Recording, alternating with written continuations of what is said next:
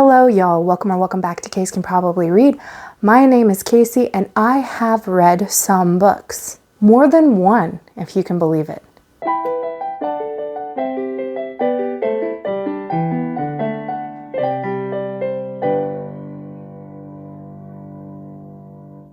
You may notice that the lighting reflecting off my glasses does sometimes make it look like I've got a unibrow.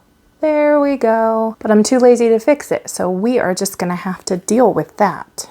I'm gonna do a wrap up of all the books that I read in the first half of June. That was 11 books, which means we've got a lot of ground to cover, so we best get started. I'm also gonna try and do a thing where I tell you how many stars I rated the book. Honestly, this is something that I'm trying to be more consistent about doing, but star ratings as they come for me are pretty arbitrary. I'm not very consistent with how I mark. I definitely go from my gut a lot. So that is why I usually don't include them. We're just gonna give it a shot. All right, the first two books that I finished in June were part of the Sinner series that I started last month by Rhys.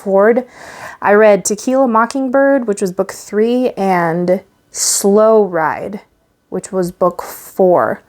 TEQUILA Mockingbird. So I think in a previous video I said that these particular books followed several members of an Irish family that live in San Francisco.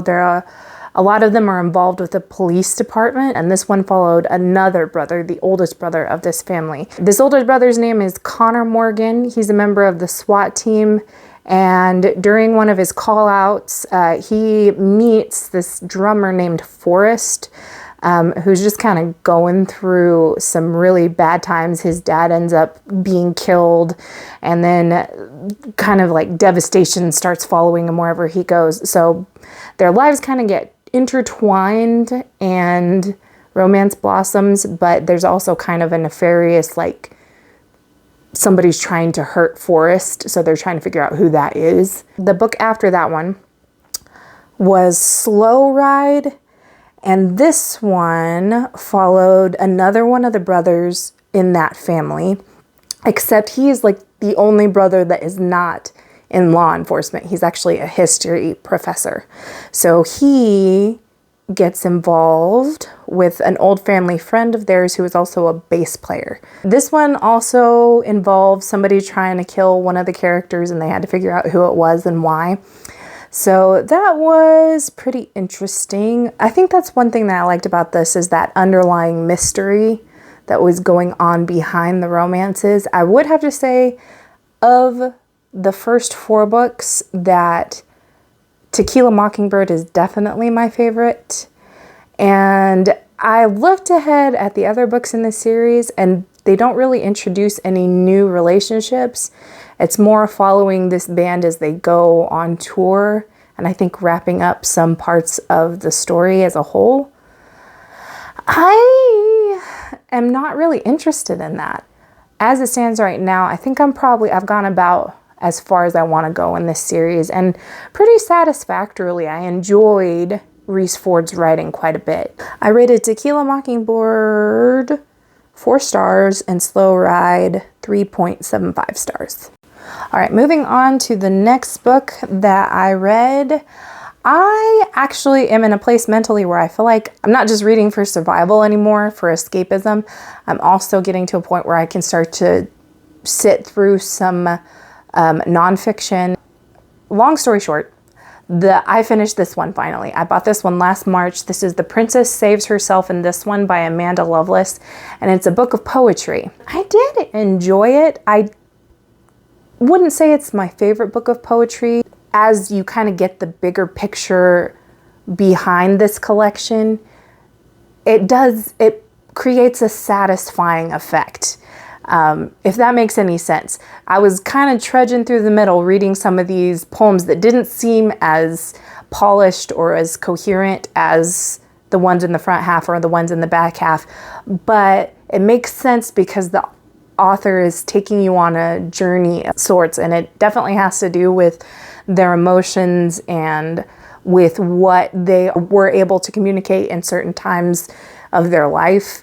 And so it makes sense when you read it. I would say that this would be a good one to read if you like poetry.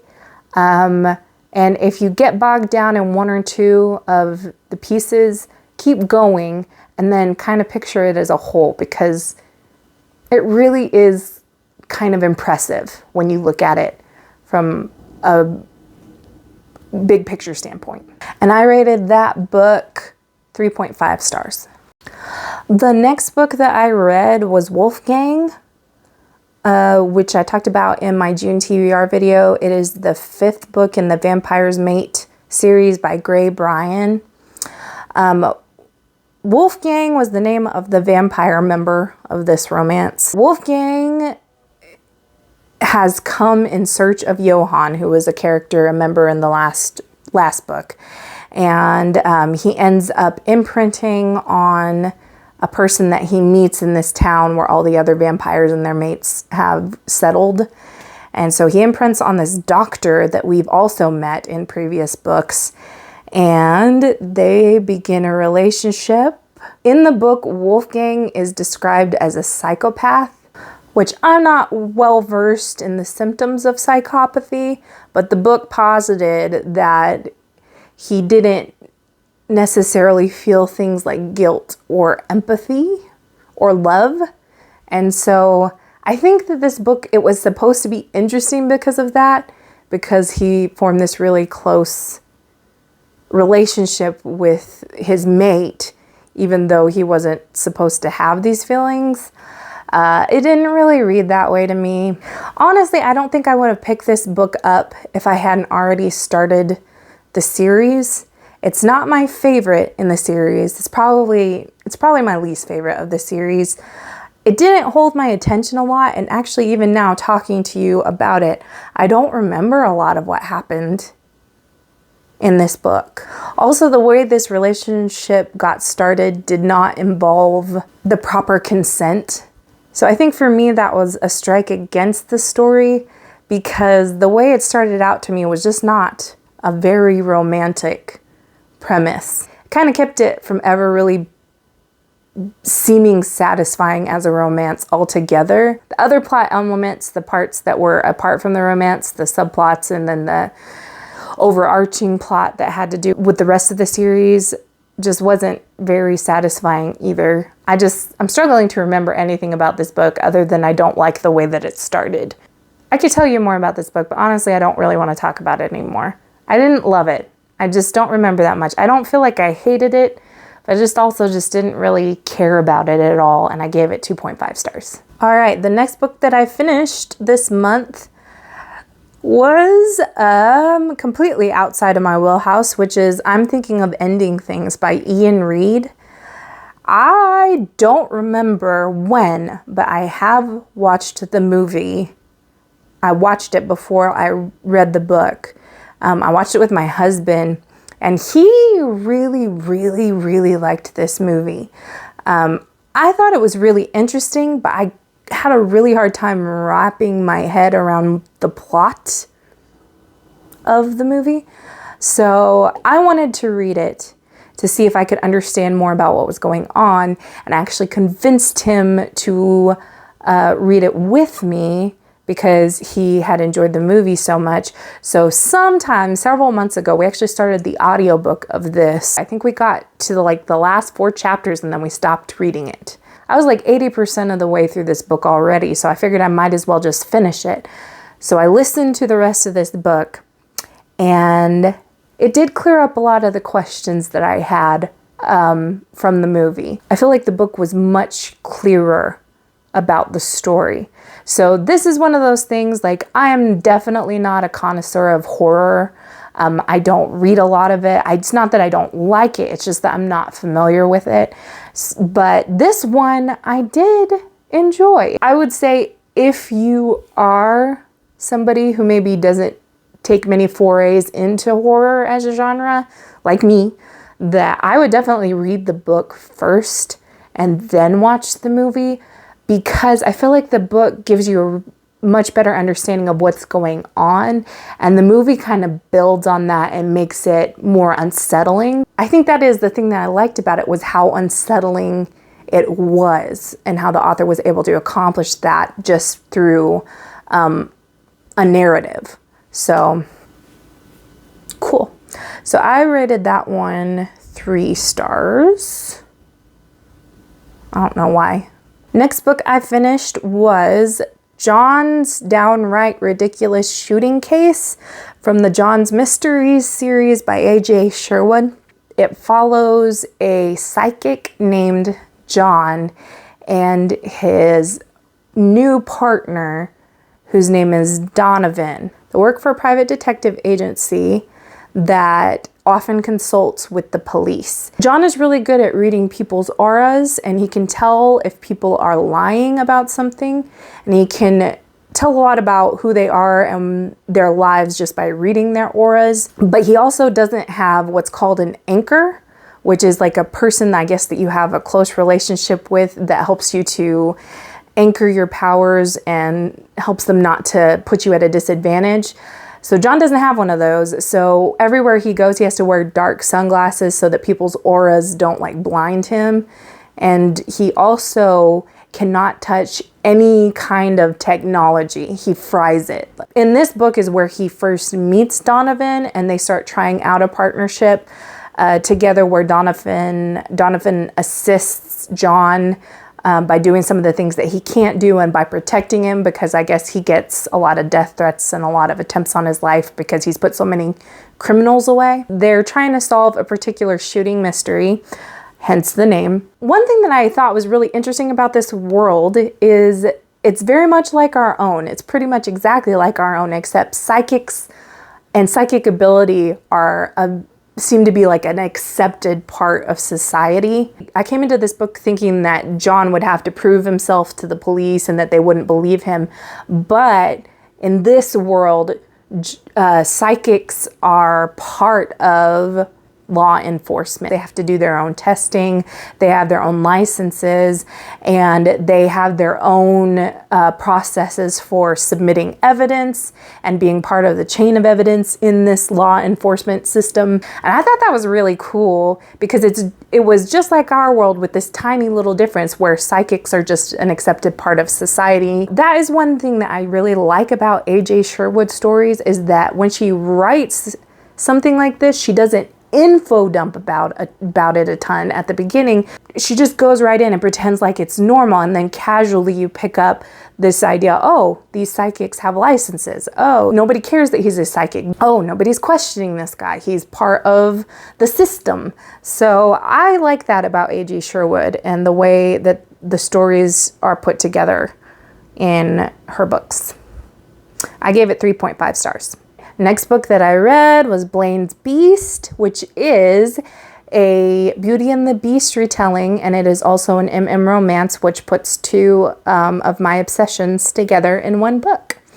This is actually by Joel Abernathy, which I didn't know this, but Joel Abernathy is another name that Elsie Davis writes under, which Elsie Davis is the author of the Bro and the Beast books that I read last month. I found out that Elsie Davis is trans, and so I was really worried that I was using a dead name, but they actually do write fiction currently under Joel Abernathy and Elsie Davis, and they did previously publish things under their pre-transition name, but neither one of them are these names. I think he writes impreg fiction underneath Elsie Davis, and then all of his other fiction underneath Joel Abernathy, I think.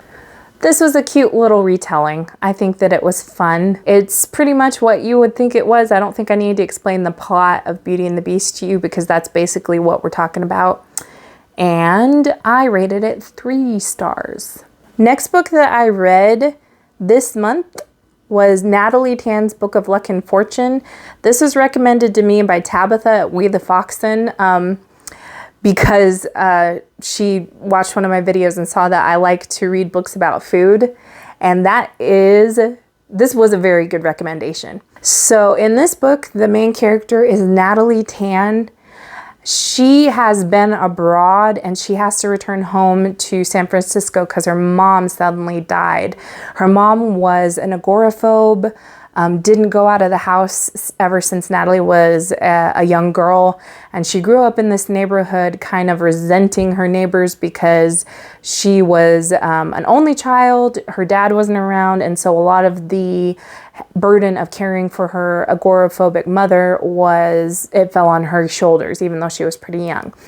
And so she moves back. She finds out that she has inherited her grandmother's restaurant, which is under the apartment that her mom lived in. She decides to make a go of it and to reopen this restaurant. But she meets with the neighborhood seer who gives her this fortune that says she has to help 3 of her neighbors with her cooking in order for the restaurant to be a success. So she sets out to try to help her neighbors by cooking some of her grandmother's recipes.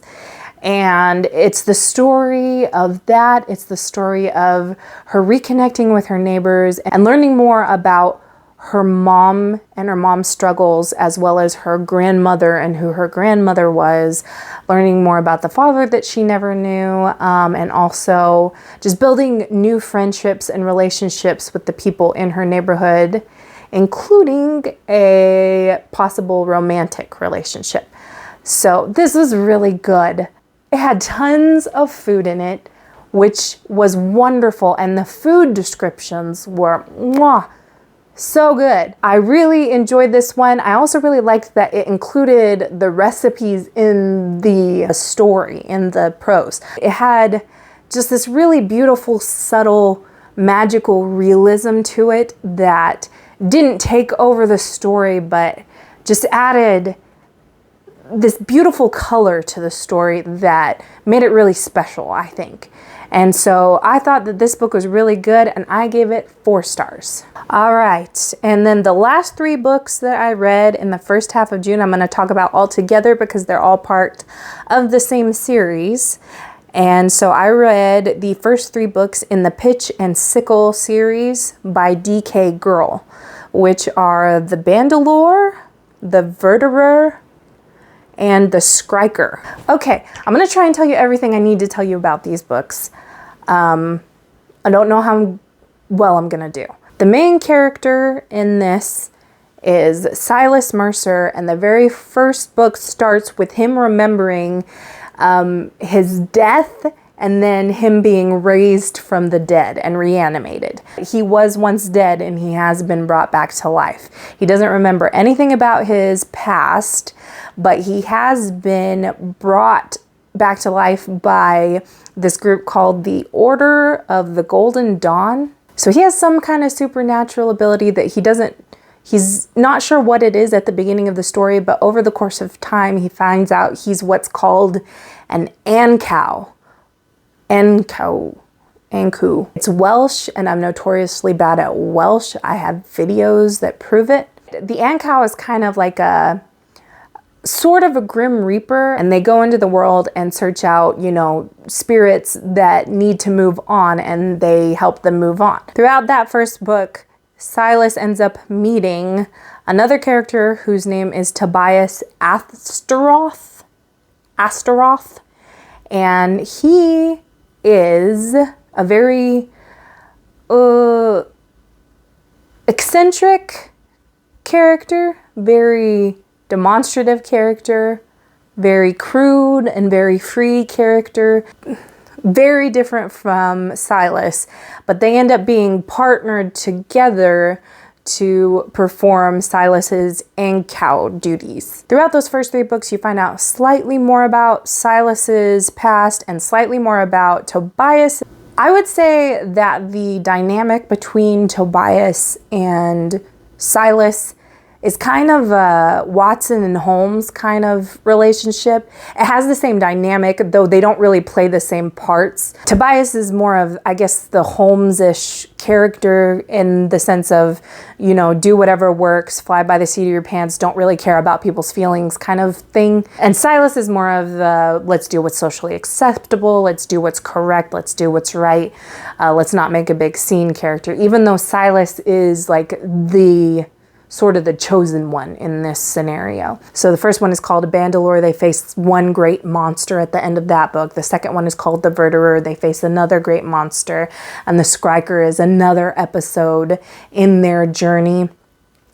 It's very adventure packed. It does contain a lot of like old English, Scottish, Irish kind of folklore characters and tropes. There are fae in these stories, but it also contains like a lot of, I guess you would call it like Jewish mythology. Like there's mention of Nephilim and the Watchers and references kind of to the Book of Enoch. So it's pretty interesting. I feel like the author was pretty successful at tying all these folklores and mythologies together into one cohesive unit that makes sense, because a lot of times when I'm trying to follow stories like these, I get really lost in the world building.